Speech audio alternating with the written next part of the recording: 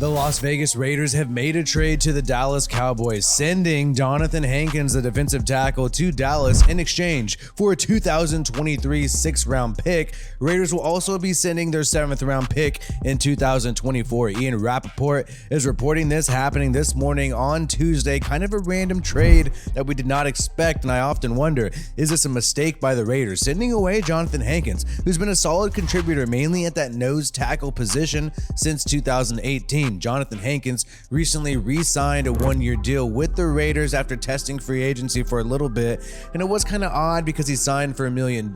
He probably didn't get the exact deal that he wanted, and this new regime sort of waited to make a decision on Johnathan Hankins. But when you look at Hankins' track record, just for this season so far, he's played the lion's share of snaps at that nose tackle position. Johnathan Hankins so far this year has had 120 snaps. Now, there's something interesting that happened with Hankins, which kind of spelled the doom for his future with the Raiders. This is what a lot of people are implying. Against the Kansas City Chiefs in Week 5, Johnathan Hankins was a healthy scratch and did not play in that game, even though he was available. Instead, the Raiders elected to have Neil Farrell Jr. play 21 snaps in that game. The snaps that Johnathan Hankins would have had, the Raiders did select Neil Farrell Jr. in the 4th round of the 2022 draft, coming out of LSU. But Neil Farrell Jr. has only played in 2 games so far for the Raiders, so the Raiders must have some confidence in this guy, maybe some stuff that they've seen at practice to move on from Hankins and then roll with Neil Farrell Jr. Matthew Butler, the defensive tackle out of Tennessee, who was a 5th-round pick for the Raiders in 2022, will also get some opportunities, but he's more of a 3-tech pass rushing style defensive tackle, not really a nose tackle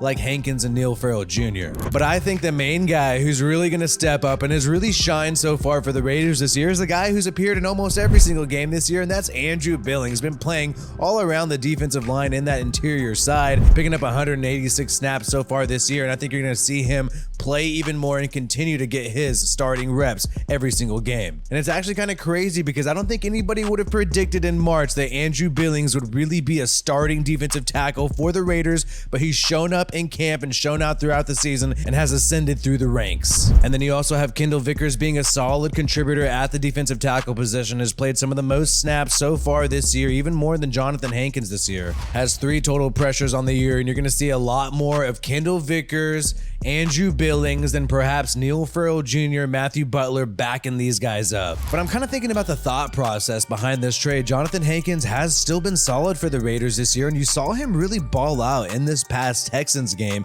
He had Neil Farrell Jr. play half the snaps, and then Johnathan Hankins play the other half. And the Raiders coaching staff must have liked what they saw in Neil Farrell Jr. instead of Hankins, but I thought Hankins made some great plays. And the question is, why not just let this guy play out this year? I think he gives you the best opportunity to make the playoffs this year than any of these young defensive tackles. The Raiders seem to be going in a direction where they'd rather develop some young talent than waste all their snaps on some veteran who they'll probably move on from in offseason anyways. So this is kind of cool for Hankins because it gives him to compete on a team that will likely make the playoffs in the NFC East, the Dallas Cowboys. And for the Raiders, it gives them an opportunity to develop young talent. But if I'm the Raiders, I'm still eyeing the playoffs. Yes, I know I'm 2-4, but this AFC West division is very competitive, and I'd like to have all the resources I can get to stack W's for the rest of the season. And you're getting a 6th-round pick and giving up a 7th-round pick in 2024. The Raiders are getting something out of Hankins, but really not that much. And to me, this reminds me too much of the Trayvon Mullen trade, where you give away a starting caliber player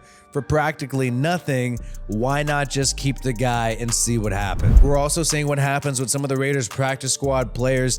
Billy, Tyron Johnson, the speedster, the guy who ran the 4.3 40-yard dash out of Oregon State. This guy, very interesting prospect, is now going to be signed to the Houston Texans on their active roster. So the Houston Texans must have seen this guy working out on the sideline before the game against the Raiders and thought, hey, we need to grab this dude. So wish Tyron Johnson all the success. It sucks he couldn't find many snaps in the regular season with the Raiders. I think he shows a lot of promise. Maybe the Raiders are making a mistake by not having this guy on the active roster, rolling with veteran talent instead. But hey, if the Raiders aren't going to use him this year, that's great that he's finding opportunities elsewhere. And oh my goodness, a sad day for all the Derek Carr haters in Raider Nation. Their #1 ambassador, their #1 spokesman, Josh Dubow, who's criticized Derek Carr and the Raiders, quite frankly, nonstop over his tenure covering covering the Raiders with AP News, Associated Press, is now no longer going to be covering the Raiders. Oh no, we're not going to have to hear about these